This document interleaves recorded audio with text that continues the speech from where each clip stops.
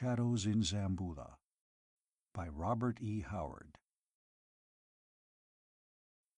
Chapter 1. A Drum Begins. Peril hides in the house of Aram Baksh. The speaker's voice quivered with earnestness, and his lean, black-nailed fingers clawed at Conan's mightily muscled arm as he croaked his warning. He was a wiry, sunburnt man with a straggling black beard, and his ragged garments proclaimed him a nomad. He looked smaller and meaner than ever in contrast to the giant Cimmerian with his black brows, broad chest, and powerful limbs.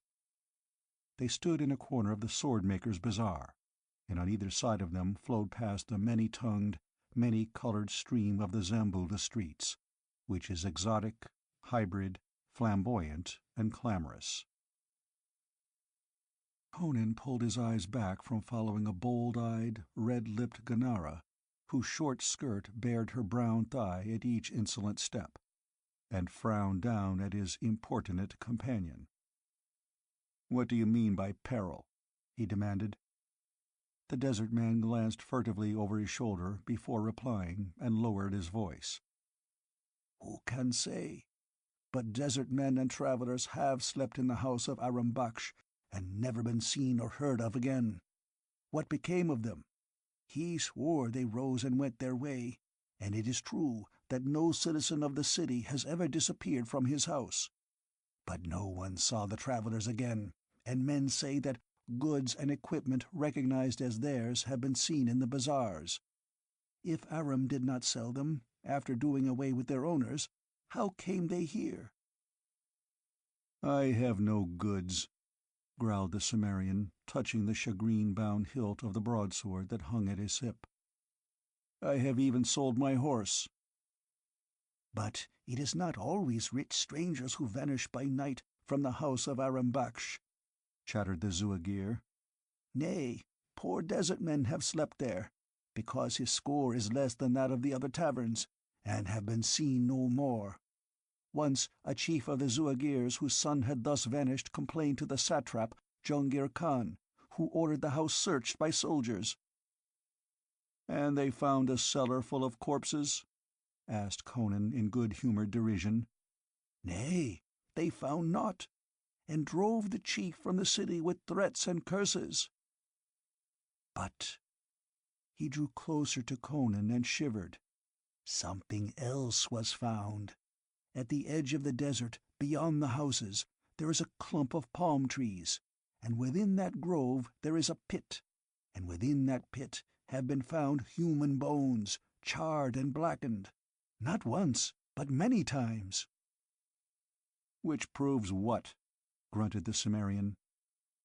"Aram Baksh is a demon! Nay, in this accursed city, which Stygians built and which Hyrcanians rule, where white, brown, and black folk mingle together to produce hybrids of all unholy hues and breeds, who can tell who is a man and who a demon in disguise? Aram Baksh is a demon in the form of a man. At night he assumes his true guise and carries his guests off into the desert, where his fellow demons from the waste meet in conclave." "Why does he always carry off strangers?" asked Conan skeptically. "The people of the city would not suffer him to slay their people, but they care naught for the strangers who follow into his hands. Conan, you are of the West, and know not the secrets of this ancient land. But since the beginning of happenings, the demons of the desert have worshipped Yog, the lord of the empty abodes, with fire that devours human victims. Be warned. You have dwelt for many moons in the tents of the Zuagirs, and you are our brother. Go not to the house of Aram Baksh." "Get out of sight," Conan said suddenly. "Yonder comes a squad of the city watch. If they see you, they will remember a horse that was stolen from the satrap's stable." The Zuagir gasped and moved convulsively. He ducked between a booth and a stone horse trough, pausing only long enough to chatter, "Be warned, my brother. There are demons in the house of Aram Baksh." Then he darted down a narrow alley and was gone. Conan shifted his broad sword belt to his liking and calmly returned the searching stares directed at him by the squad of watchmen as they swung past. They eyed him curiously and suspiciously, for he was a man who stood out even in such a motley throng as crowded the winding streets of Zamboula. His blue eyes and alien features distinguished him from the eastern swarms, and the straight sword at his hip added point to the racial difference. The watchmen did not accost him, but swung on down the street, while the crowd opened a lane for them. They were Pelishtim, squat, hook-nosed, with blue-black beards sweeping their mailed breasts. Mercenaries hired for work the ruling Turanians considered beneath themselves, and no less hated by the mongrel population for that reason. Conan glanced at the sun, just beginning to dip behind the flat-topped houses on the western side of the bazaar, and hitching once more at his belt, moved off in the direction of Aram Baksh's tavern. With a hillman's stride, he moved through the ever-shifting colors of the streets, where the ragged tunics of whining beggars brushed against the ermine-trimmed khalats of lordly merchants and the pearl-sewn satin of rich courtesans. Giant black slaves slouched along, jostling blue-bearded wanderers from the Shemitish cities, ragged nomads from the surrounding deserts, traders and adventurers from all the lands of the East. The native population was no less heterogeneous. Here, centuries ago, the armies of Stygia had come, carving an empire out of the eastern desert. Zamboula was but a small trading town then, lying amidst a ring of oases, and inhabited by descendants of nomads. The Stygians built it into a city and settled it with their own people, and with Shemite and Cushite slaves. The ceaseless caravans, threading the desert from east to west and back again, brought riches and more mingling of races. Then came the conquering Turanians, riding out of the east to thrust back the boundaries of Stygia. And now, for a generation, Zamboula had been Turan's westernmost outpost, ruled by a Turanian satrap. The babble of a myriad tongues smote on the Cimmerian's ears, as the restless pattern of the Zamboula streets weaved about him, cleft now and then by a squad of clattering horsemen, the tall, supple warriors of Turan, with dark hawk faces, clinking metal and curved swords. The throng scampered from under their horses' hoofs, for they were the lords of Zamboula. But tall, somber Stygians, standing back in the shadows, glowered darkly, remembering their ancient glories. The hybrid population cared little whether the king who controlled their destinies dwelt in dark Kimai or gleaming Agrapur. Jungir Khan ruled Zamboula, and men whispered that Nefertari, the satrap's mistress, ruled Jungir Khan. But the people went their way, flaunting their myriad colors in the streets, bargaining, disputing, gambling, swilling, loving, as the people of Zamboula have done for all the centuries its towers and minarets have lifted over the sands of the Karamun. Bronze lanterns, carved with leering dragons, had been lighted in the streets before Conan reached the house of Aram Baksh. The tavern was the last occupied house on the street, which ran west. A wide garden, enclosed by a wall, where date palms grew thick, separated it from the houses farther east. To the west of the inn stood another grove of palms, through which the street, now become a road, wound out into the desert. Across the road from the tavern stood a row of deserted huts, shaded by straggling palm trees, and occupied only by bats and jackals. As Conan came down the road, he wondered why the beggars, so plentiful in Zamboula, had not appropriated these empty houses for sleeping quarters. The lights ceased some distance behind him. There were no lanterns, except the one hanging from the tavern gate. Only the stars, the soft dust of the road underfoot, and the rustle of the palm leaves in the desert breeze. Aram's gate did not open upon the road, but upon the alley which ran between the tavern and the garden of the date palms. Conan jerked lustily at the rope which depended from the bell beside the lantern, augmenting its clamor by hammering on the iron-bound teakwork gate with the hilt of his sword. A wicket opened in the gate, and a black face peered through. "Open, blast you," requested Conan. "I'm a guest. I've paid Aram for a room, and a room I'll have, by Crom." The black craned his neck to stare into the starlit road behind Conan, but he opened the gate without comment and closed it again behind the Cimmerian, locking and bolting it.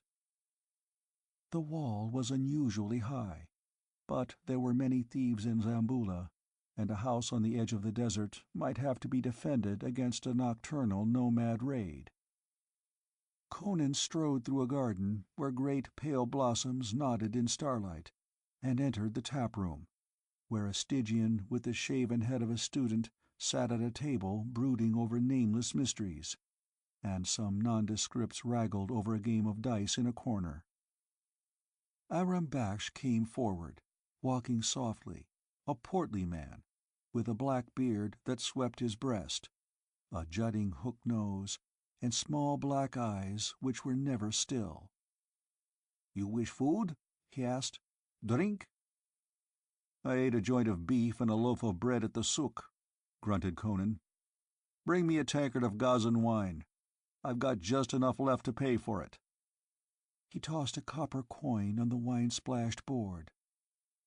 "You did not win at the gaming tables?" "How could I, with only a handful of silver to begin with? I paid you for the room this morning because I knew I'd probably lose. I wanted to be sure I had a roof over my head tonight. I notice nobody sleeps in the streets of Zamboula. The very beggars hunt a niche they can barricade before dark. The city must be full of a particularly bloodthirsty brand of thieves." He gulped the cheap wine with relish, and then followed Aram out of the tap-room. Behind him the players halted their game to stare after him with a cryptic speculation in their eyes. They said nothing, but the Stygian laughed, a ghastly laugh of inhuman cynicism and mockery. The others lowered their eyes uneasily, avoiding one another's glance. The arts studied by a Stygian scholar are not calculated to make him share the feelings of a normal human being. Conan followed Aram down a corridor lighted by copper lamps, and it did not please him to note his host's noiseless tread. Aram's feet were clad in soft slippers, and the hallway was carpeted with thick Turanian rugs. But there was an unpleasant suggestion of stealthiness about the Zamboulan. At the end of the winding corridor, Aram halted at a door, across which a heavy iron bar rested in powerful metal brackets. This Aram lifted and showed the Cimmerian into a well-appointed chamber, the windows of which, Conan instantly noted, were small and strongly set with twisted bars of iron, tastefully gilded. There were rugs on the floor, a couch after the Eastern fashion, and ornately carved stools. It was a much more elaborate chamber than Conan could have procured for the price nearer the center of the city, a fact that had at first attracted him, when, that morning, he discovered how slim a purse his roisterings for the past few days had left him. He had ridden into Zamboula from the desert a week before. Aram had lighted a bronze lamp, and he now called Conan's attention to the two doors. Both were provided with heavy bolts. "You may sleep safely tonight, Cimmerian," said Aram, blinking over his bushy beard from the inner doorway. Conan grunted and tossed his naked broadsword on the couch. "Your bolts and bars are strong, but I always sleep with steel by my side." Aram made no reply. He stood fingering his thick beard for a moment as he stared at the grim weapon. Then silently he withdrew, closing the door behind him. Conan shot the bolt into place, crossed the room, opened the opposite door, and looked out. The room was on the side of the house that faced the road running west from the city. The door opened into a small court that was enclosed by a wall of its own. The end walls, which shut it off from the rest of the tavern compound, were high and without entrances, but the wall that flanked the road was low, and there was no lock on the gate. Conan stood for a moment in the door, the glow of the bronze lamp behind him, looking down the road to where it vanished among the dense palms. Their leaves rustled together in the faint breeze. Beyond them lay the naked desert. Far up the street, in the other direction, lights gleamed and the noises of the city came faintly to him. Here was only starlight, the whispering of the palm leaves, and beyond that low wall, the dust of the road and the deserted huts thrusting their flat roofs against the low stars. Somewhere beyond the palm groves, a drum began. The garbled warnings of the Zuagir returned to him, seeming somehow less fantastic than they had seemed in the crowded sunlit streets. He wondered again at the riddle of those empty huts. Why did the beggars shun them? He turned back into the chamber, shut the door, and bolted it. The light began to flicker, and he investigated, swearing when he found the palm oil in the lamp was almost exhausted. He started to shout for Aram, then shrugged his shoulders and blew out the light. In the soft darkness, he stretched himself fully clad on the couch, his sinewy hand by instinct searching for and closing on the hilt of his broadsword. Glancing idly at the stars framed in the barred windows, with the murmur of the breeze through the palms in his ears, he sank into slumber with a vague consciousness of the muttering drum out on the desert, the low rumble and mutter of a leather-covered drum, beaten with soft, rhythmic strokes of an open black hand. Chapter 2. The Night Skulkers. It was the stealthy opening of a door which awakened the Cimmerian. He did not awake as civilized men do, drowsy and drugged and stupid. He awoke instantly, with a clear mind, recognizing the sound that had interrupted his sleep. Lying there tensely in the dark, he saw the outer door slowly open. In the widening crack of starlit sky, he saw framed a great black bulk, broad, stooping shoulders, and a misshapen head blocked out against the stars. Conan felt the skin crawl between his shoulders. He had bolted that door securely. How could it be opening now, save by supernatural agency? And how could a human being possess a head like that outlined against the stars? All the tales he had heard in the Zuagir tents of devils and goblins came back to bead his flesh with clammy sweat. Now the monster slid noiselessly into the room, with a crouching posture and shambling gait. And a familiar scent assailed the Cimmerian's nostrils, but did not reassure him, since Zuagir legendary represented demons as smelling like that. Noiselessly, Conan coiled his long legs under him. His naked sword was in his right hand, and when he struck it was as suddenly and murderously as a tiger lunging out of the dark. Not even a demon could have avoided that catapulting charge. His sword met and clove through flesh and bone, and something went heavily to the floor, with a strangling cry. Conan crouched in the dark above it, sword dripping in his hand. Devil or beast or man, the thing was dead there on the floor. He sensed death as any wild thing senses it. He glared through the half-open door into the starlit court beyond. The gate stood open, but the court was empty. Conan shut the door but did not bolt it.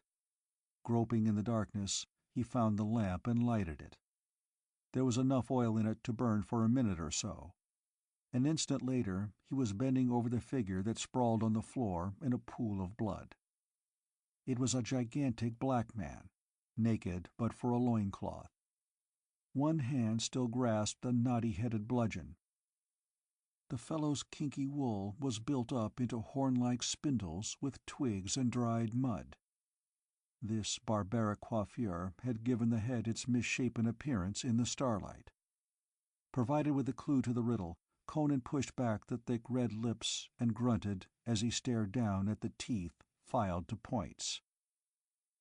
He understood now the mystery of the strangers who had disappeared from the house of Aram Baksh, the riddle of the black drum thrumming out there beyond the palm groves, and of that pit of charred bones, that pit where strange meat might be roasted under the stars, while black beasts squatted about to glut a hideous hunger. The man on the floor was a cannibal slave from Darfar. There were many of his kind in the city. Cannibalism was not tolerated openly in Zamboula. But Conan knew now why people locked themselves in so securely at night, and why even beggars shunned the open alleys and doorless ruins. He grunted in disgust as he visualized brutish black shadows skulking up and down the nighted streets, seeking human prey, and such men as Aram Baksh to open the doors to them. The innkeeper was not a demon, he was worse. The slaves from Darfar were notorious thieves. There was no doubt that some of their pilfered loot found its way into the hands of Aram Baksh, and in return he sold them human flesh. Conan blew out the light, stepped to the door and opened it, and ran his hand over the ornaments on the outer side. One of them was movable and worked the bolt inside. The room was a trap to catch human prey like rabbits. But this time, instead of a rabbit, it had caught a saber-toothed tiger. Conan returned to the other door, lifted the bolt and pressed against it. It was immovable, and he remembered the bolt on the other side. Aram was taking no chances, either with his victims or the men with whom he dealt. Buckling on his sword belt, the Cimmerian strode out into the court, closing the door behind him. He had no intention of delaying the settlement of his reckoning with Aram Baksh. He wondered how many poor devils had been bludgeoned in their sleep and dragged out of that room and down the road that ran through the shadowed palm groves to the roasting pit. He halted in the court. The drum was still muttering, and he caught the reflection of a leaping red glare through the groves. Cannibalism was more than a perverted appetite with the black men of Darfar. It was an integral element of their ghastly cult. The black vultures were already in conclave. But whatever flesh filled their bellies that night, it would not be his. To reach Aram Baksh, he must climb one of the walls which separated the small enclosure from the main compound. They were high, meant to keep out the man-eaters, but Conan was no swamp-bred black man. His thews had been steeled in boyhood on the sheer cliffs of his native hills. He was standing at the foot of the nearer wall when a cry echoed under the trees. In an instant, Conan was crouching at the gate, glaring down the road. The sound had come from the shadows of the huts across the road. He heard a frantic choking and gurgling, such as might result from a desperate attempt to shriek, with a black hand fastened over the victim's mouth. A close-knit clump of figures emerged from the shadows beyond the huts, and started down the road. 3 huge black men carrying a slender, struggling figure between them.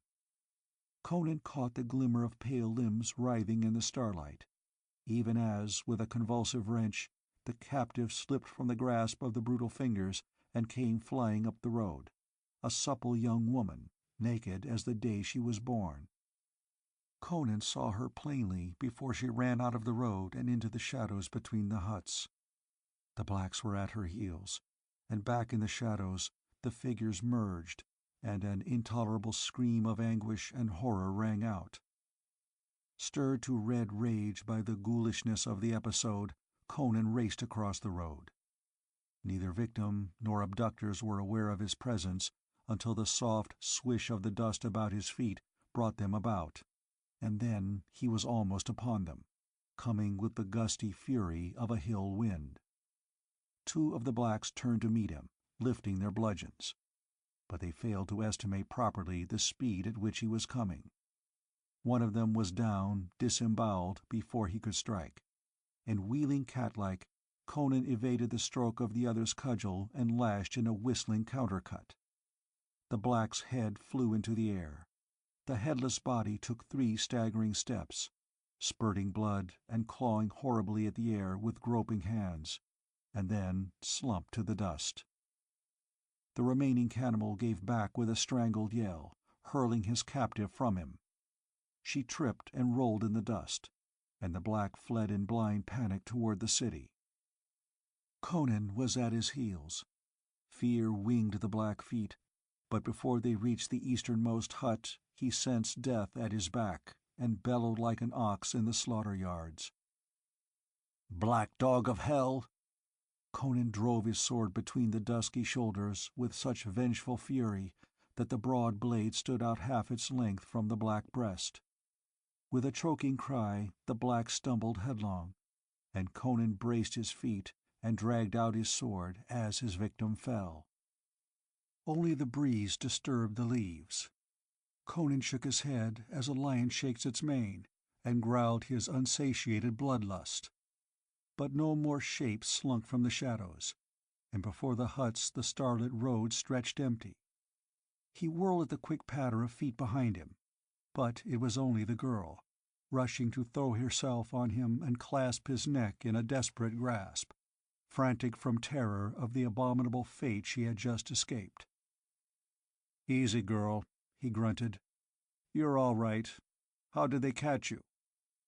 She sobbed something unintelligible. He forgot all about Aram Baksh as he scrutinized her by the light of the stars. She was white, though a very definite brunette, obviously one of Zamboula's many mixed breeds. She was tall, with a slender, supple form, as he was in a good position to observe. Admiration burned in his fierce eyes as he looked down on her splendid bosom and her lithe limbs, which still quivered from fright and exertion. He passed an arm around her flexible waist and said, reassuringly, "Stop shaking, wench. You're safe enough." His touch seemed to restore her shaken sanity. She tossed back her thick, glossy locks and cast a fearful glance over her shoulder, while she pressed closer to the Cimmerian as if seeking security in the contact. "They caught me in the streets," she muttered, shuddering, "lying in wait beneath a dark arch. Black men, like great hulking apes. Set have mercy on me. I shall dream of it." "What were you doing out on the streets this time of night?" he inquired, fascinated by the satiny feel of her sleek skin under his questing fingers. She raked back her hair and stared blankly up into his face. She did not seem aware of his caresses. "My lover," she said. "My lover drove me into the streets. He went mad and tried to kill me. As I fled from him, I was seized by those beasts." "Beauty like yours might drive a man mad," quoth Conan, running his fingers experimentally through her glossy tresses. She shook her head, like one emerging from a daze. She no longer trembled, and her voice was steady. "It was the spite of a priest, of Totrasmek, the high priest of Hanuman, who desires me for himself. The dog!" "No need to curse him for that," grinned Conan. "The old hyena has better taste than I thought." She ignored the bluff compliment. She was regaining her poise swiftly. "My lover is a young Turanian soldier. To spite me, Totrasmek gave him a drug that drove him mad. Tonight he snatched up a sword and came at me to slay me in his madness, but I fled from him into the streets. The Negro seized me and brought me to this— What was that?" Conan had already moved. Soundlessly as a shadow he drew her behind the nearest hut, beneath the straggling palms. They stood in tense stillness, while the low mutterings both had heard grew louder until voices were distinguishable. A group of Negroes, some 9 or 10, were coming along the road from the direction of the city. The girl clutched Conan's arm, and he felt the terrified quivering of her supple body against his. Now they could understand the gutturals of the black men. "Our brothers have already assembled at the pit," said one. "We have had no luck. I hope they have enough for us." "Aram promised us a man," muttered another, and Conan mentally promised Aram something. "Aram keeps his word," grunted yet another. Many a man we have taken from his tavern, but we pay him well. I myself have given him 10 bales of silk I stole from my master. It was good silk, by set." The blacks shuffled past, bare, splay feet scuffing up the dust, and their voices dwindled down the road. "Well for us those corpses are lying behind these huts," muttered Conan. "If they look in Aram's death room, they'll find another. Let's be gone." "Yes, let us hasten," begged the girl, almost hysterical again. "My lover is wandering somewhere in the streets alone. The Negroes may take him." "A devil of a custom this is," growled Conan, as he led the way toward the city, paralleling the road but keeping behind the huts and straggling trees. "Why don't the citizens clean out these black dogs?" "They are valuable slaves," murmured the girl. "There are so many of them they might revolt if they are denied the flesh for which they lust. The people of Zamboula know they skulk the streets at night, and all are careful to remain within locked doors, except when something unforeseen happens, as it did to me. The blacks prey on anything they catch, but they seldom catch anybody but strangers. The people of Zamboula are not concerned with the strangers that pass through the city. Such men as Aram Baksh sell these strangers to the blacks. He would not dare attempt such a thing with a citizen." Conan spat in disgust, and a moment later led his companion out into the road which was becoming a street, with still, unlighted houses on each side. Slinking in the shadows was not congenial to his nature. "Where do you want to go?" he asked. The girl did not seem to object to his arm about her waist. "To my house, to rouse my servants," she answered. "To bid them search for my lover. I do not wish the city, the priests, anyone, to know of his madness. He is a young officer with a promising future. Perhaps we can drive this madness from him if we can find him." "If we find him?" rumbled Conan. "What makes you think I want to spend the night scouring the streets for a lunatic?" She cast a quick glance into his face and properly interpreted the gleam in his blue eyes. Any woman could have known that he would follow her wherever she led, for a while at least. But, being a woman, she concealed her knowledge of that fact. "Please," she began with a hint of tears in her voice, "I have no one else to ask for help. You have been kind." "All right," he grunted. "All right. What's the young reprobate's name?" "Why, Alafdal. I am Zabibi, a dancing girl. I have danced often before the satrap Jongir Khan and his mistress Nefertari, and before all the lords and royal ladies of Zamboula. Tothrasmek desired me, and because I repulsed him, he made me the innocent tool of his vengeance against Alafdal. I asked a love potion of Tothrasmek, not suspecting the depth of his guile and hate. He gave me a drug to mix with my lover's wine, and he swore that when Alafdal drank it, he would love me even more madly than ever, and grant me every wish. I mixed the drug secretly with my lover's wine, but having drunk, my lover went raving mad, and things came about as I have told you.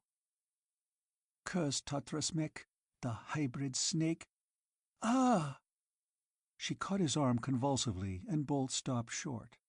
They had come into a district of shops and stalls, all deserted and unlighted, for the hour was late. They were passing an alley, and in its mouth a man was standing, motionless and silent. His head was lowered, but Conan caught the weird gleam of eerie eyes regarding them unblinkingly. His skin crawled, not with fear of the sword in the man's hand, but because of the uncanny suggestion of his posture and silence. They suggested madness. Conan pushed the girl aside and drew his sword. "Don't kill him," she begged. "In the name of Set, do not slay him. You are strong. Overpower him." "We'll see," he muttered, grasping the sword in his right hand and clenching his left into a mallet-like fist. He took a wary step toward the alley, and with a horrible moaning laugh the Turanian charged. As he came, he swung his sword. rising on his toes as he put all the power of his body behind the blows. Sparks flashed blue as Conan parried the blade, and the next instant the madman was stretched senseless in the dust from a thundering buffet of Conan's left fist. The girl ran forward. "Oh, he is not! He is not!" Conan bent swiftly, turning the man on his side, and ran quick fingers over him. "He's not hurt much," he grunted. "Bleeding at the nose, but anybody's likely to do that after a clout on the jaw. He'll come to after a bit, and maybe his mind will be right. In the meantime, I'll tie his wrists with his sword belt, so. Now, where do you want me to take him?" "Wait." She knelt beside the senseless figure, seized the bound hands, and scanned them avidly. Then, shaking her head as if in baffled disappointment, she rose. She came close to the giant Cimmerian, and laid her slender hands on his arching breast. Her dark eyes, like wet black jewels in the starlight, gazed up into his. "You are a man. Help me. Tortres Mech must die. Slay him for me." "Then put my neck in a Turanian noose?" he grunted. "Nay."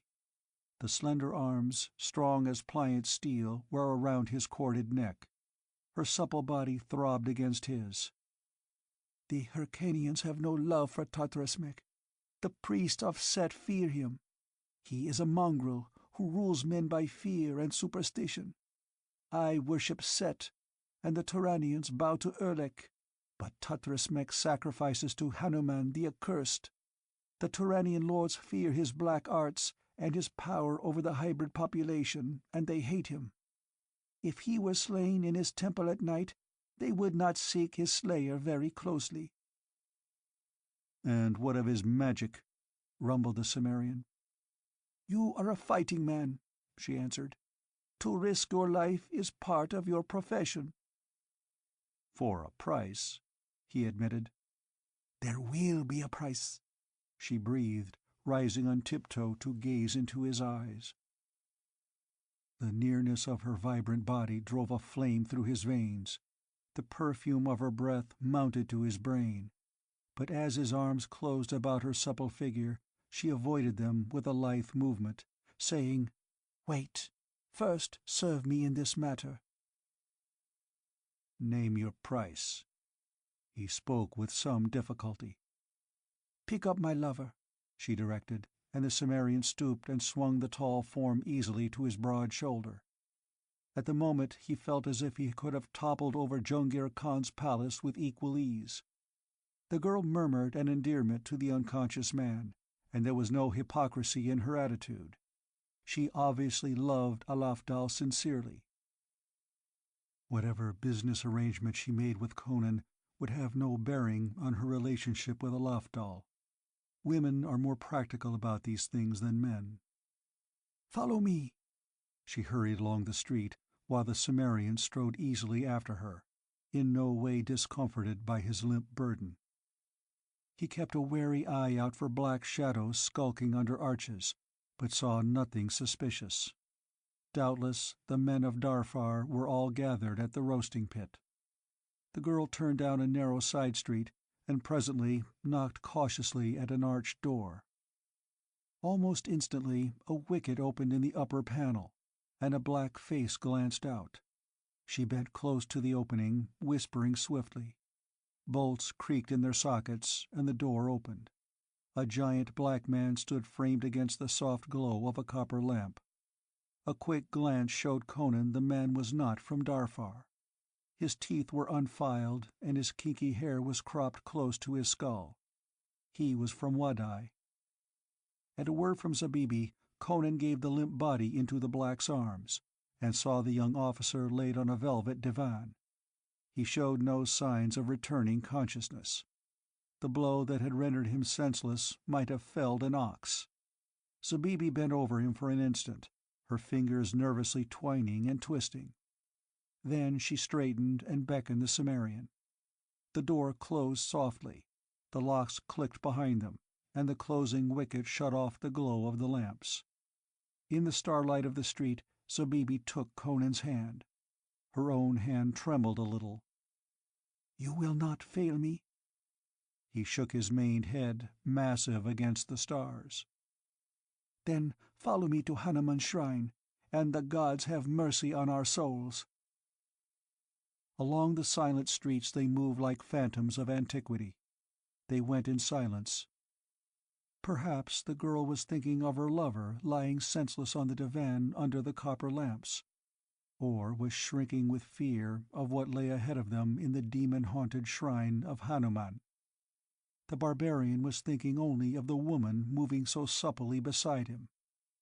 The perfume of her scented hair was in his nostrils. The sensuous aura of her presence filled his brain and left room for no other thoughts. Once they heard the clank of brass-shod feet, and drew into the shadows of a gloomy arch while a squad of Pelishtim watchmen swung past. There were 15 of them. They marched in close formation, pikes at the ready, and the rearmost men had their broad brass shields slung on their backs to protect them from a knife stroke from behind.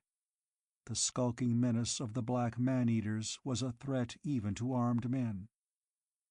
As soon as the clang of their sandals had receded up the street, Conan and the girl emerged from their hiding place and hurried on. A few moments later they saw the squat, flat-topped edifice they sought looming ahead of them. The temple of Hanuman stood alone in the midst of a broad square, which lay silent and deserted beneath the stars. A marble wall surrounded the shrine, with a broad opening directly before the portico. This opening had no gate or any sort of barrier. "Why don't the blacks seek their prey here?" muttered Conan. "There's nothing to keep them out of the temple." He could feel the trembling of Zabibi's body as she pressed close to him. "They fear Totrasmek, as all in Zamboula fear him, even Jungir Khan and Nefertari. Come, come quickly, before my courage flows from me like water." The girl's fear was evident, but she did not falter. Conan drew his sword and strode ahead of her as they advanced through the open gateway. He knew the hideous habits of the priests of the East, and was aware that an invader of Hanuman's shrine might expect to encounter almost any sort of nightmare horror. He knew there was a good chance that neither he nor the girl would ever leave the shrine alive, but he had risked his life too many times before to devote much thought to that consideration. They entered a court paved with marble which gleamed whitely in the starlight. A short flight of broad marble steps led up to the pillared portico. The great bronze doors stood wide open, as they had stood for centuries. But no worshippers burnt incense within. In the day, men and women might come timidly into the shrine and place offerings to the ape god on the black altar. At night, the people shunned the temple of Hanuman as hares shun the lair of the serpent. Burning censers bathed the interior in a soft, weird glow that created an illusion of unreality. Near the rear wall, behind the black stone altar, sat the god with his gaze fixed forever on the open door, through which for centuries his victims had come, dragged by chains of roses. A faint groove ran from the sill to the altar, and when Conan's foot felt it, he stepped away as quickly as if he had trodden upon a snake. That groove had been worn by the faltering feet of the multitude of those who had died screaming on that grim altar. Bestial in the uncertain light, Hanuman leered with his carven mask. He sat, not as an ape would crouch, but cross-legged as a man would sit, but his aspect was no less simian for that reason. He was carved from black marble, but his eyes were rubies, which glowed red and lustful as the coals of hell's deepest pits. His great hands lay upon his lap, palms upward, taloned fingers spread and grasping. In the gross emphasis of his attributes, in the leer of his satyr countenance, was reflected the abominable cynicism of the degenerate cult which deified him. The girl moved around the image, making toward the back wall, when her sleek flank brushed against a carven knee. She shrank aside and shuddered as if a reptile had touched her. There was a space of several feet between the broad back of the idol and the marble wall with its frieze of gold leaves. On either hand, flanking the idol, an ivory door under a gold arch was set in the wall. "Those doors open into each end of a hairpin-shaped corridor," she said hurriedly. "Once I was in the interior of the shrine. Once—" She shivered and twitched her slim shoulders at a memory both terrifying and obscene. "The corridor is bent like a horseshoe, with each horn opening into this room. Tatras Mech's chambers are enclosed within the curve of the corridor and open into it. But there is a secret door in this wall which opens directly into an inner chamber." She began to run her hands over the smooth surface, where no crack or crevice showed. Conan stood beside her, sword in hand, glancing warily about him. The silence, the emptiness of the shrine, with imagination picturing what might lie behind that wall, made him feel like a wild beast nosing a trap. "Ah!" The girl had found the hidden spring at last. A square opening gaped blackly in the wall. "Sit!" she screamed, and even as Conan leapt toward her, he saw that a great misshapen hand had fastened itself in her hair. She was snatched off her feet and jerked head first through the opening.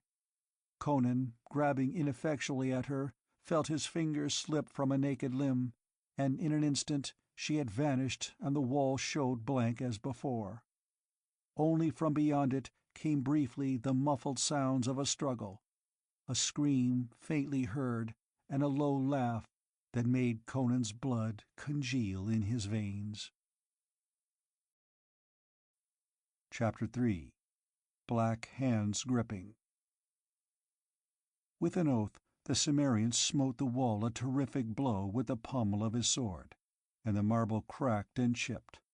But the hidden door did not give way, and reason told him that doubtless it had been bolted on the other side of the wall. Turning, he sprang across the chamber to one of the ivory doors. He lifted his sword to shatter the panels, but on a venture tried the door first with his left hand. It swung open easily, and he glared into a long corridor that curved away into dimness under the weird light of censers similar to those in the shrine. A heavy gold bolt showed on the jamb of the door, and he touched it lightly with his fingertips. The faint warmness of the metal could have been detected only by a man whose faculties were akin to those of a wolf. That bolt had been touched, and therefore drawn, within the last few seconds. The affair was taking on more and more of the aspect of a baited trap. He might have known Tatras Mech would know when anyone entered the temple. To enter the corridor would undoubtedly be to walk into whatever trap the priest had set for him. But Conan did not hesitate. Somewhere in that dim-lit interior, Zabibi was a captive, and from what he knew of the characteristics of Hanuman's priests, he was sure that she needed help badly.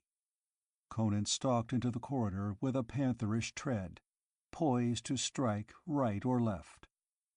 On his left, ivory arched doors opened into the corridor, and he tried each in turn.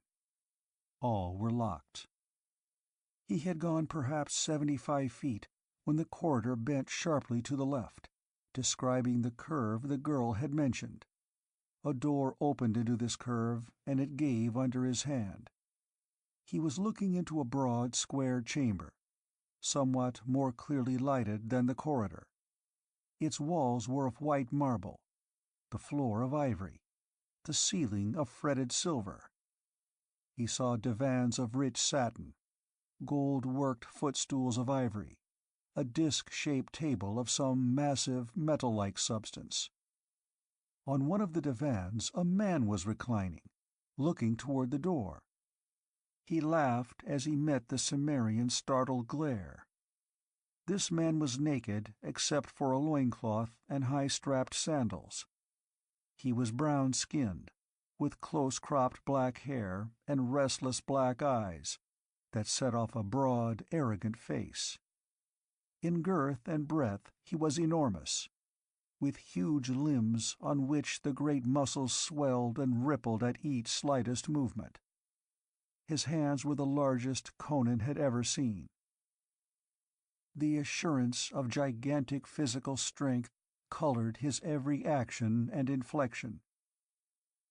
"Why not enter, barbarian?" he called mockingly, with an exaggerated gesture of invitation. Conan's eyes began to smolder ominously, but he trod warily into the chamber, his sword ready. "Who the devil are you?" he growled. "I am Baltior," the man answered. "Once, long ago and in another land, I had another name. But this is a good name, and why Tutras Mek gave it to me, any temple wench can tell you." "So you're his dog," grunted Conan. "Well, curse your brown hide, Baltior. Where's the wench you jerked through the wall?" "My master entertains her," laughed Baltior. "Listen."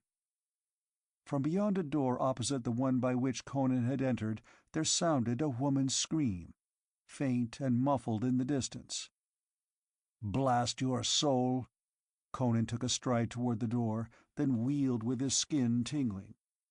Baltior was laughing at him, and that laugh was edged with menace that made the hackles rise on Conan's neck and sent a red wave of murder-lust driving across his vision. He started toward Baltior, the knuckles on his sword hand showing white. With a swift motion, the brown man threw something at him, a shining crystal sphere that glistened in the weird light. Conan dodged instinctively, but, miraculously, the globe stopped short in mid-air, a few feet from his face. It did not fall to the floor. It hung suspended, as if by invisible filaments, some 5 feet above the floor. And as he glared in amazement, it began to rotate with growing speed. And as it revolved, it grew, expanded, became nebulous. It filled the chamber. It enveloped him. It blotted out furniture, walls, the smiling countenance of Baltior. He was lost in the midst of a blinding bluish blur of whirling speed. Terrific winds screamed past Conan, tugging, tearing at him, striving to wrench him from his feet, to drag him into the vortex that spun madly before him. With a choking cry, Conan lurched backward, reeled, felt a solid wall against his back. At the contact, the illusion ceased to be. The whirling, titanic sphere vanished like a bursting bubble. Conan reeled upright in the silver-ceilinged room, with a grey mist coiling about his feet, and saw Baltior lolling on the divan, shaking with silent laughter. "Son of a slut!" Conan lunged at him, but the mist swirled up from the floor, blotting out that giant brown form. Groping in a rolling cloud that blinded him, Conan felt a rending sensation of dislocation, and then room and mist and brown man were gone together. He was standing alone among the high reeds of a marshy fen, and a buffalo was lunging at him, head down. He leapt aside from the ripping scimitar-curved horns, and drove his sword in behind the foreleg, through ribs and heart. And then it was not a buffalo dying there in the mud, but the brown-skinned Baltior. With a curse, Conan struck off his head, and the head soared from the ground and snapped beast-like tusks into his throat. For all his mighty strength, he could not tear it loose. He was choking, strangling. Then there was a rush and roar through space, the dislocating shock of an immeasurable impact, and he was back in the chamber with Baltior, whose head was once more set firmly on his shoulders, and who laughed silently at him from the divan. "Mesmerism," muttered Conan, crouching and digging his toes hard against the marble. His eyes blazed. This brown dog was playing with him, making sport of him. But this mummery, This child's play of mists and shadow of thought, it could not harm him. He had but to leap and strike, and the brown acolyte would be a mangled corpse under his heel. This time he would not be fooled by shadows of illusion. But he was. A blood-curdling snarl sounded behind him, and he wheeled and struck in a flash at the panther crouching to spring on him from the metal-colored table. Even as he struck, the apparition vanished, and his blade clashed deafeningly on the adamantine surface. Instantly he sensed something abnormal. The blade stuck to the table. He wrenched at it savagely. It did not give. This was no mesmeristic trick. The table was a giant magnet. He gripped the hilt with both hands, when a voice at his shoulder brought him about to face the brown man, who had at last risen from the divan. Slightly taller than Conan, and much heavier, Baal Tior loomed before him, a daunting image of muscular development. His mighty arms were unnaturally long, and his great hands opened and closed, twitching convulsively. Conan released the hilt of his imprisoned sword and fell silent, watching his enemy through slitted lids. "Your head, Cimmerian," taunted Baal Tior. "I shall take it with my bare hands, twisting it from your shoulders as the head of a fowl is twisted. Thus the sons of Kosala offer sacrifice to Yajur. Barbarian, you look upon a strangler of Yotapung. I was chosen by the priests of Yajur in my infancy, and throughout childhood, boyhood, and youth I trained in the art of slaying with the naked hands, for only thus are the sacrifices enacted. Yajur loves blood, and we waste not a drop from the victim's veins. When I was a child, they gave me infants to throttle. When I was a boy, I strangled young girls. As a youth, women, old men, and young boys. Not until I reached my full manhood was I given a strong man to slay on the altar of Yotapung. For years I offered the sacrifices to Yajur. Hundreds of necks have snapped between these fingers." He worked them before the Cimmerian's angry eyes. "Why I fled from Yotapong to become Totresmek's servant is no concern of yours. In a moment you will be beyond curiosity. The priests of Kosala, the stranglers of Yajur, are strong beyond belief of men. And I was stronger than any. With my hands, barbarian, I shall break your neck." And like the stroke of twin cobras, the great hands closed on Conan's throat. The Cimmerian made no attempt to dodge or fend them away, but his own hands darted to the Kosalan's bull neck. Baal Tior's black eyes widened as he felt the thick cords of muscles that protected the barbarian's throat. With a snarl, he exerted his inhuman strength, and knots and lumps and ropes of thews rose along his massive arms. And then a choking gasp burst from him as Conan's fingers locked on his throat. For an instant they stood there like statues, their faces masks of effort, veins beginning to stand out purply on their temples. Conan's thin lips drew back from his teeth in a grinning snarl. Baal Tior's eyes were distended. In them grew an awful surprise and the glimmer of fear. Both men stood motionless as images, except for the expanding of their muscles on rigid arms and braced legs, but strength beyond common conception was warring there, strength that might have uprooted trees and crushed the skulls of bullocks. The wind whistled suddenly from between Baal Tior's parted teeth. His face was growing purple. Fear flooded his eyes. His thews seemed ready to burst from his arms and shoulders. Yet the muscles of the Cimmerian's thick neck did not give. They felt like masses of woven iron cords under his desperate fingers. But his own flesh was giving way under the iron fingers of the Cimmerian, which ground deeper and deeper into the yielding throat muscles, crushing them in upon jugular and windpipe. The statuesque immobility of the group gave way to sudden, frenzied motion, as the Kosalan began to wrench and heave. seeking to throw himself backward. He let go of Conan's throat and grasped his wrists, trying to tear away those inexorable fingers. With a sudden lunge, Conan bore him backward until the small of his back crashed against the table. And still farther over its edge Conan bent him, back and back, until his spine was ready to snap. Conan's low laugh was merciless as the ring of steel. "You fool," he all but whispered. "I think you never saw a man from the West before. Did you deem yourself strong because you were able to twist the heads off civilized folk, poor weaklings with muscles like rotten string? Hell, break the neck of a wild Sumerian bull before you call yourself strong. I did that before I was a full-grown man. Like this."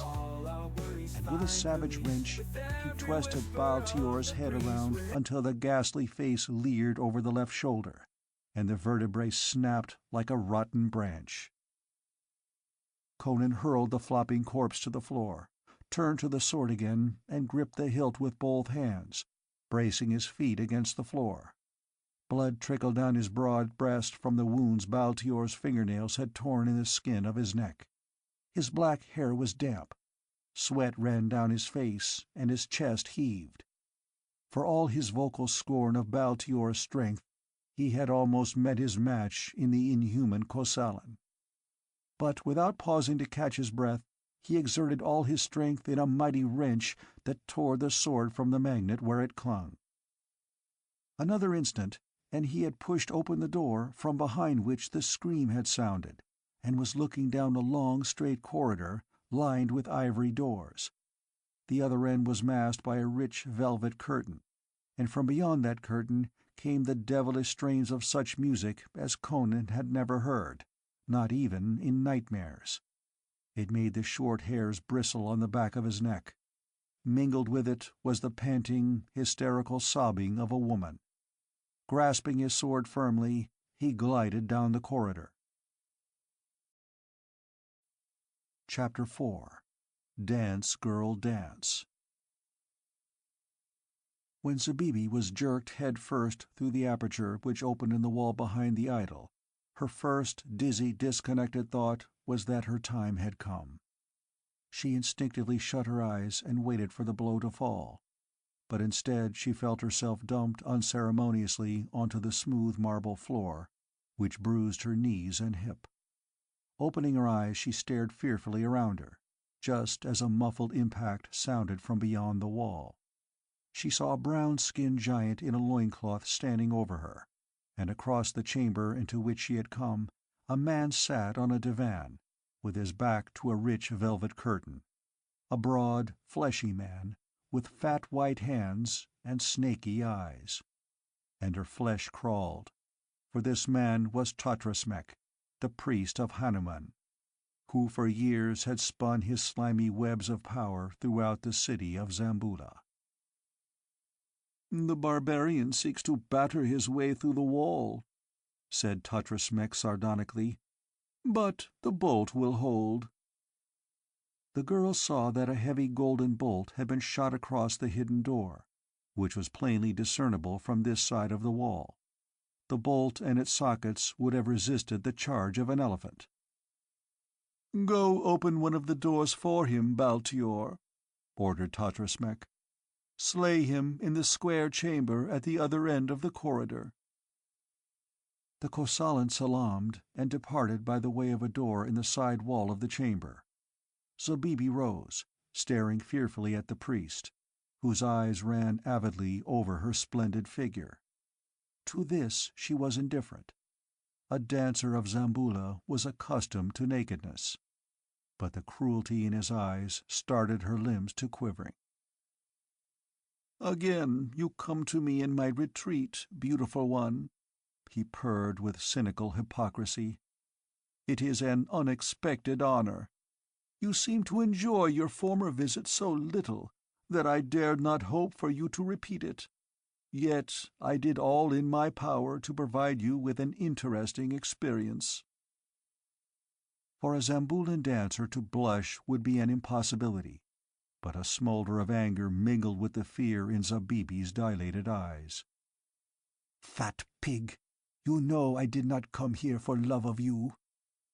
"No," laughed Totrasmek. "You came like a fool, creeping through the night with a stupid barbarian to cut my throat. Why should you seek my life?" "You know why!" she cried, knowing the futility of trying to dissemble. "You are thinking of your lover," he laughed. "The fact that you are here seeking my life shows that he quaffed the drug I gave you. Well, did you not ask for it? And did I not send what you asked for, out of the love I bear you?"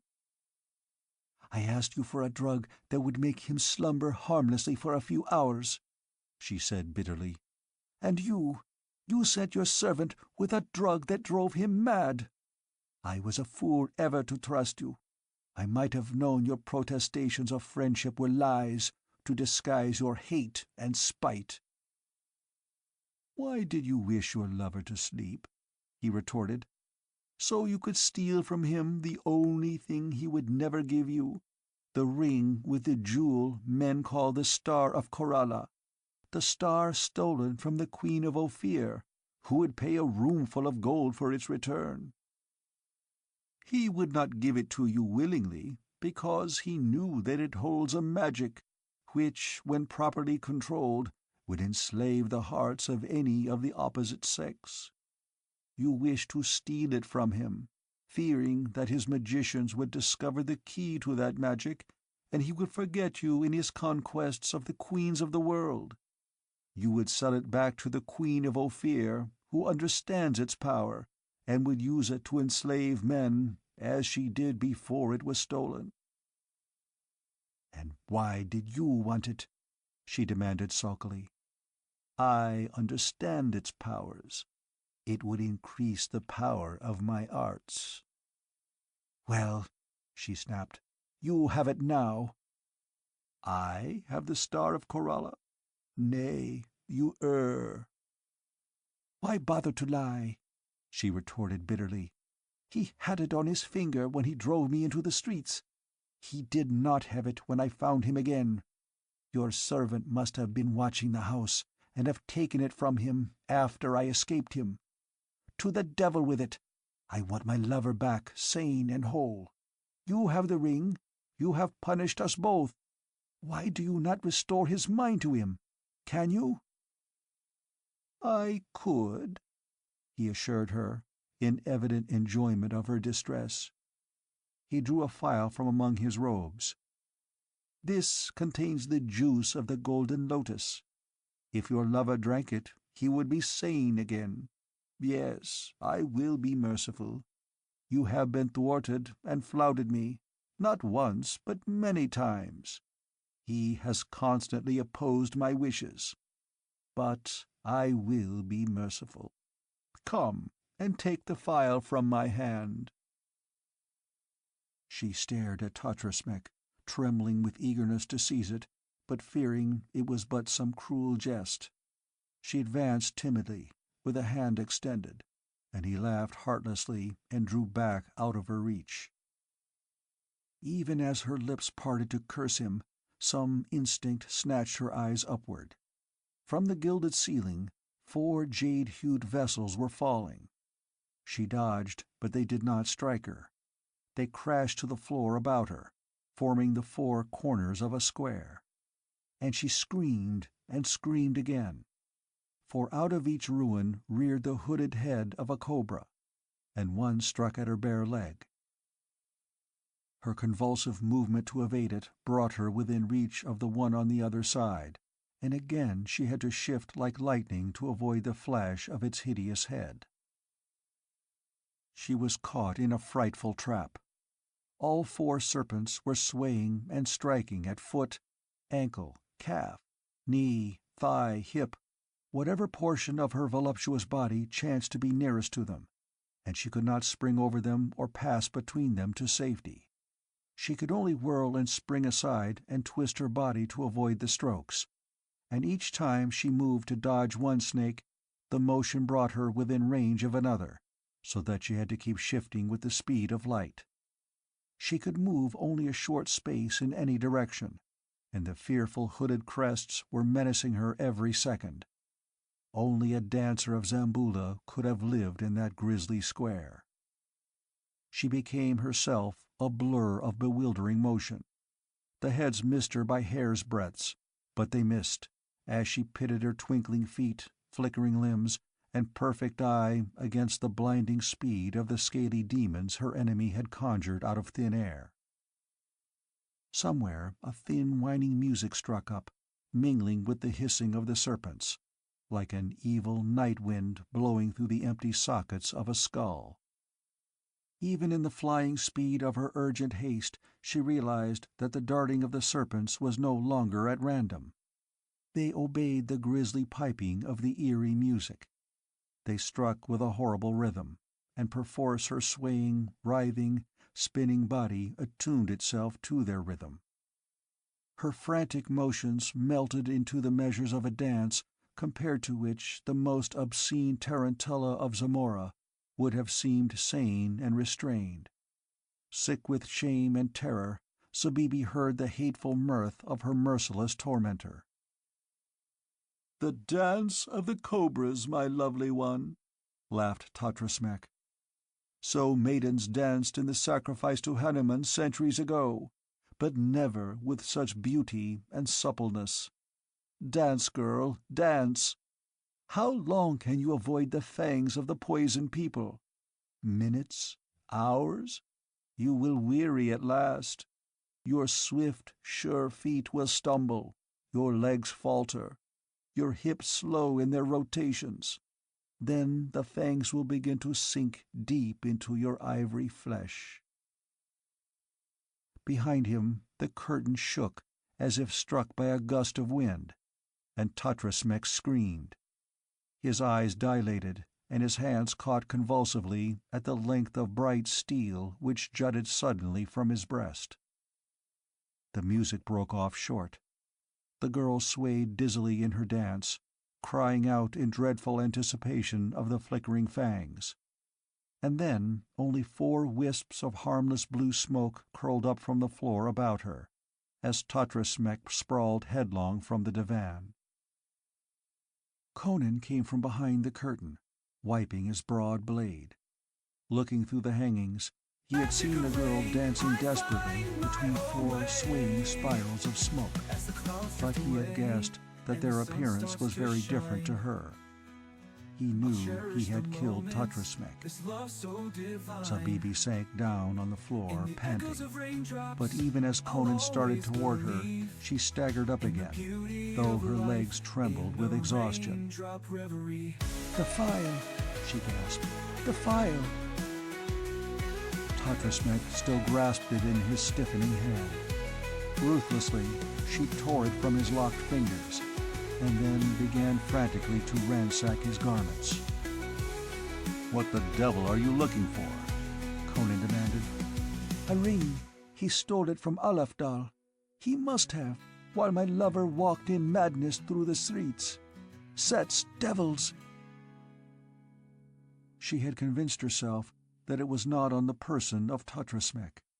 She began to cast about the chamber, tearing up divan covers and hangings and upsetting vessels. She paused and raked a damp lock of hair out of her eyes. "I forgot Baltior." "He's in hell with his neck broken," Conan assured her. She expressed vindictive gratification at the news, but an instant later swore expressively. "We can't stay here. It's not many hours until dawn. Lesser priests are likely to visit the temple at any hour of the night, and if we're discovered here with his corpse, the people would tear us to pieces. The Turanians could not save us." She lifted the bolt on the secret door, and a few moments later they were in the streets and hurrying away from the silent square where brooded the age-old shrine of Hanuman. In a winding street a short distance away, Conan halted and checked his companion with a heavy hand on her naked shoulder. "Don't forget, there was a price." "I have not forgotten." She twisted free. But we must go to Alafdal first." A few minutes later the black slave let them through the wicket door. The young Turanian lay upon the divan, his arms and legs bound with heavy velvet ropes. His eyes were open, but they were like those of a mad dog, and foam was thick on his lips. Zabibi shuddered. "Force his jaws open," she commanded, and Conan's iron fingers accomplished the task.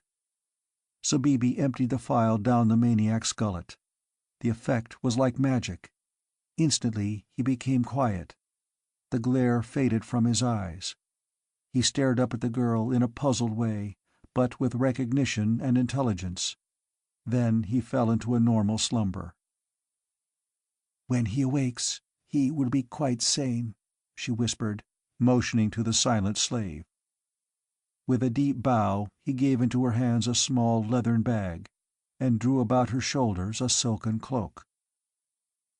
Her manner had subtly changed when she beckoned Conan to follow her out of the chamber.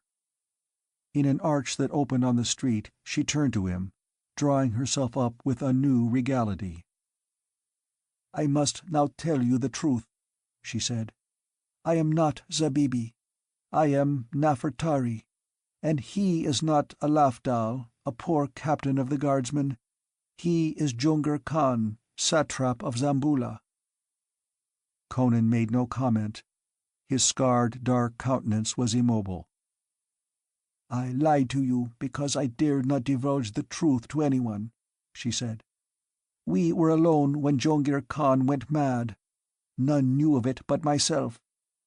Had it been known that the satrap of Zamboula was a madman, there would have been instant revolt and rioting, even as Tatras Mek planned, who plotted our destruction. You see now how impossible is the reward for which you hoped. The satrap's mistress is not, cannot be for you. But you shall not go unrewarded. Here is a sack of gold." She gave him the bag she had received from the slave. "Go now, and when the sun is come up to the palace, I will have Jungir Khan make you captain of his guard. But you will take your orders from me secretly. Your first duty will be to march a squad to the shrine of Hanuman, ostensibly to search for clues of the priest slayer, in reality to search for the Star of Koralla. It must be hidden there somewhere. When you find it, bring it to me. You have my leave to go now." He nodded, still silent, and strode away. The girl, watching the swing of his broad shoulders, was piqued to note that there was nothing in his bearing to show that he was in any way chagrined or abashed. When he had rounded a corner he glanced back, and then changed his direction and quickened his pace. A few moments later he was in the quarter of the city containing the horse market. There he smote on a door until from the window above a bearded head was thrust to demand the reason for the disturbance. "A horse," demanded Conan. "The swiftest steed you have." "I open no gates at this time of night," grumbled the horse trader. Conan rattled his coins. "Dog's son, knave! Don't you see I'm white and alone? Come down before I smash your door." Presently, on a bay stallion, Conan was riding toward the house of Aram Baksh. He turned off the road into the alley that lay between the tavern compound and the date-palm garden, but he did not pause at the gate. He rode on to the northeast corner of the wall, then turned and rode along the north wall, to halt within a few paces of the northwest angle. No trees grew near the wall, but there were some low bushes. To one of these he tied his horse, and was about to climb into the saddle again when he heard a low muttering of voices beyond the corner of the wall. Drawing his foot from the stirrup, he stole to the angle and peered around it. 3 men were moving down the road toward the palm groves, and from their slouching gait he knew they were Negroes. They halted at his low call, bunching themselves as he strode toward them, his sword in his hand. Their eyes gleamed whitely in the starlight. Their brutish lust shone in their ebony faces, but they knew their 3 cudgels could not prevail against his sword, just as he knew it. "Where are you going?" he challenged. "To bid our brothers put out the fire in the pit beyond the groves," was the sullen, guttural reply. "Aram Baksh promised us a man, but he lied. We found one of our brothers dead in the trap chamber. We go hungry this night." "I think not," smiled Conan. "Aram Baksh will give you a man. Do you see that door?" He pointed to a small iron-bound portal set in the midst of the western wall. "Wait there. Aram Baksh will give you a man." Backing warily away until he was out of reach of a sudden bludgeon blow, he turned and melted around the northwest angle of the wall. Reaching his horse, he paused to ascertain that the blacks were not sneaking after him, and then he climbed into the saddle and stood upright on it, quieting the uneasy steed with a low word. He reached up, grasped the coping of the wall, and drew himself up and over. There he studied the grounds for an instant.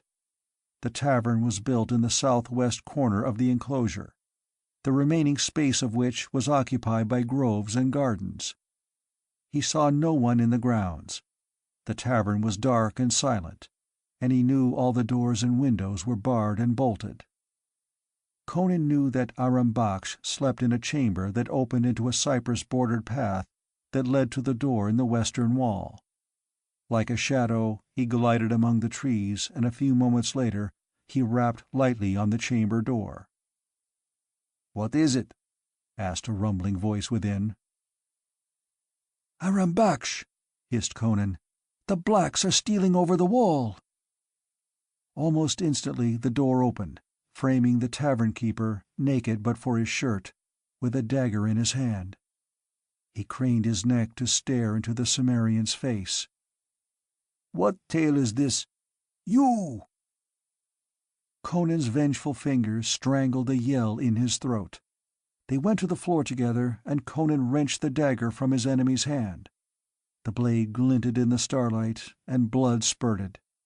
Akram Baksh made hideous noises, gasping and gagging on a mouthful of blood. Conan dragged him to his feet, and again the dagger slashed, and most of the curly beard fell to the floor. Still gripping his captive's throat, for a man can scream incoherently even with his tongue slit, Conan dragged him out of the dark chamber and down the cypress-shadowed path, to the iron-bound door in the outer wall. With one hand he lifted the bolt and threw the door open, disclosing the 3 shadowy figures which waited like black vultures outside. Into their eager arms Conan thrust the innkeeper. A horrible, blood-choked scream rose from the Zamboulan's throat, but there was no response from the silent tavern. The people there were used to screams outside the wall.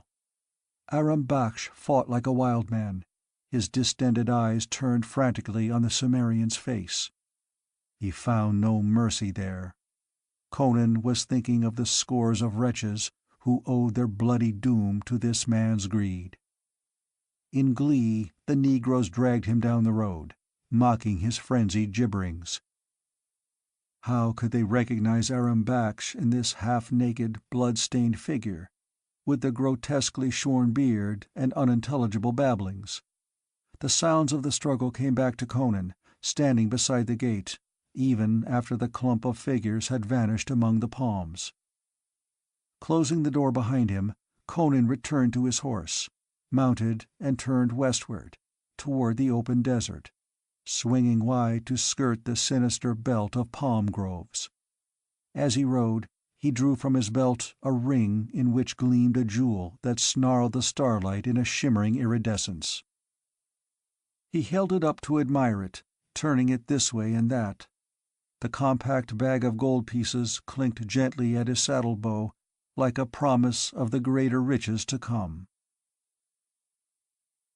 "I wonder what she'd say if she knew I recognized her as Nefertari and him as Jungir Khan the instant I saw them," he mused. "I knew the Star of Kerala, too." There'll be a fine scene if she ever guesses that I slipped it off his finger while I was tying him with his sword belt.